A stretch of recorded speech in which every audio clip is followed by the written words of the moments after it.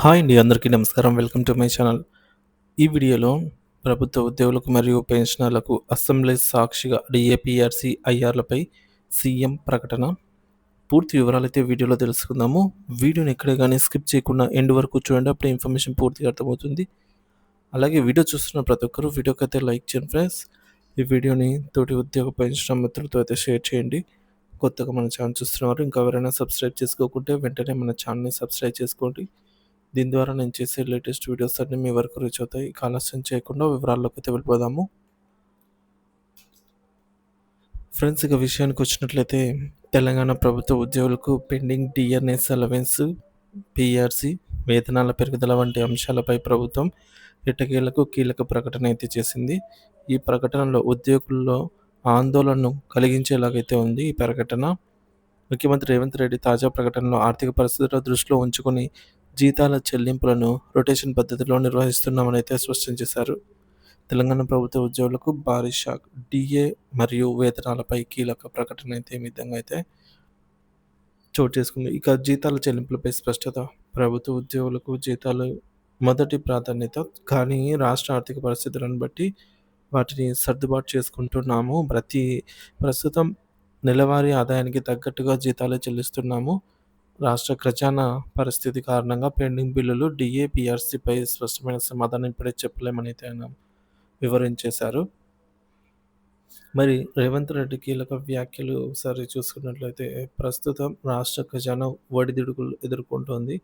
మీ సహకార అవసరము. కొన్నిసార్లు జీతాల చెల్లింపులో ఆలస్యం కూడా అవుతుంది. సో, మీరు సహకరించాలి దీనికి. అలాగే ప్రభుత్వాన్ని నడిపించడానికి రొటేషన్ పద్ధతిలో జీతాలైతే చెల్లించాల్సొస్తున్న నేపథ్యంలో ఈ విధంగా అయితే ఉంది. సో, రిజర్వ్ బ్యాంక్ వద్ద అప్పులు తీసుకొని జీతాలు చెల్లిస్తున్నాం ప్రెజెంట్ అయితే. మీరు ఒకవేళ ఒక కమిటీ ఏర్పాటు చేసుకొని లెక్కలైతే పరిశీలించండి. అన్నీ మేమైతే పారదర్శకంగానే అందజేస్తాము. ఇక్కడ దాపరికాలేం లేవు అనైతే స్పష్టం చేశారు.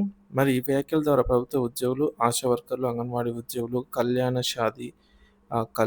లక్ష్మి, షాదీ ముబారక్ లాంటి సంక్షేమ పథకాల బిల్లులకు కూడా రొటేషన్‌లోనే పెండింగ్ ఉన్నట్టుగా ఈ విధంగా ప్రభుత్వం స్పష్టం చేసింది. ఈ విధంగా ప్రభుత్వ ఉద్యోగుల్లో ఈ మేరకు తీవ్ర అసంతృప్తి నెలకొందండి. ఇప్పటికే 5 డీఎల్ పెండింగ్‌లో ఉన్నాయి. ఇటు చూస్తే తాజాగా మరొక డీఏ రావాల్సి ఉంది. ఇప్పటికిప్పుడు కొత్త పీఆర్సీ అమలు కాలేదు ఇంకా. ఇప్పటికి గూడా అంటే మనకు పీఎస్‌ఏకి ఒక 18 నెలలు సమయం దాటిపోయినా గూడా ఇంకా అమలు కాలేదు. పదవి విరమణ పొందిన ఉద్యోగులు ఆర్థిక ప్రయోజనాలు కూడా ఏమి అందలేదు. ఇటువంటి పరిస్థితుల్లో రేవంత్ రెడ్డి గారు చేసిన ఈ తాజా ప్రకటన ఉద్యోగుల్లో ఇంకా తీవ్ర నిరాశనే కలిగించేలా అయితే ఉందన్నమాట. ఆయన వ్యాఖ్యల ద్వారా ప్రస్తుతం ప్రభుత్వ ఉద్యోగులు ఇంకా మరికొంతకాలం వేచి చూడవలసిందే అని సంకేతాలైతే స్పష్టంగా ఇచ్చారు. ఇక సర్దుకోవాలండి. ప పరోక్షంగా మరింత ఆలస్యం అవ్వచ్చు.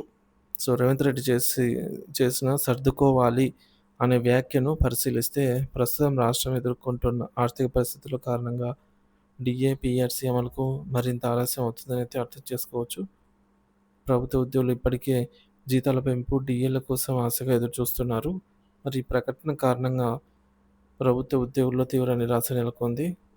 ప్రభుత్వం త్వరలోనే డీఏలకు సంబంధించి క్లారిటీ ఇవ్వాలని ఉద్యోగ సంఘాలు డిమాండ్ చేస్తున్నాయి. మరి తాజా అభివృద్ధులు మరియు ఉద్యోగుల స్పందన ఈ మేరకు చూసుకున్నట్లయితే, ఉద్యోగ సంఘాలు త్వరలోనే సమావేశమై భవిష్యత్తు కార్యాచరణను ప్రకటించే అవకాశం అయితే ఉందన్నమాట. అలాగే రాష్ట్ర ప్రభుత్వం నిధుల లభ్యతను బట్టి మాత్రమే డిఏ, పీఆర్సీలు అమలు చేయాలని అయితే రాష్ట్రం భావిస్తున్నట్టు తెలుస్తుంది. మరి ఉద్యోగుల నిరసనలు పెరిగే అవకాశం అయితే ఒకవైపు కనిపిస్తోంది. మరి ప్రభుత్వ ఉద్యోగులు తమ హక్కులకు సంబంధించిన డిఏ, పీఆర్సీలను వేగంగా అమలు చేయాలని డిమాండ్ చేస్తున్నారు ఒకవైపు. అయితే ప్రస్తుత ఆర్థిక పరిస్థితుల్లో వీటిపైన ప్రభుత్వం స్పష్టమైన నిర్ణయం తీసుకోవడంలో జంకుతోందని చెప్పాలి. రేవంత్ రెడ్డి వ్యాఖ్యలు ఉద్యోగుల్లో భవిష్యత్తుపై మరింత అనిశ్చితి పెంచేలాగే ఉన్నాయి. ప్రస్తుత ప్రభుత్వం ప్రభుత్వ ఉద్యోగులకు గుడ్ న్యూస్ త్వరలో రానుందా? లేక ఇంకా ఆలస్యం తప్పదా అనేది మాత్రం వేచి చూడాలండి. ఎందుకంటే రాష్ట్ర ఆర్థిక పరిస్థితి కొద్దిగా మెరుగుపడితే గానీ సో, ఈ పెండింగ్ బిల్లు ఆహ్, కదిలే అవకాశం అయితే కనిపించడం లేదని స్పష్టమవుతోంది.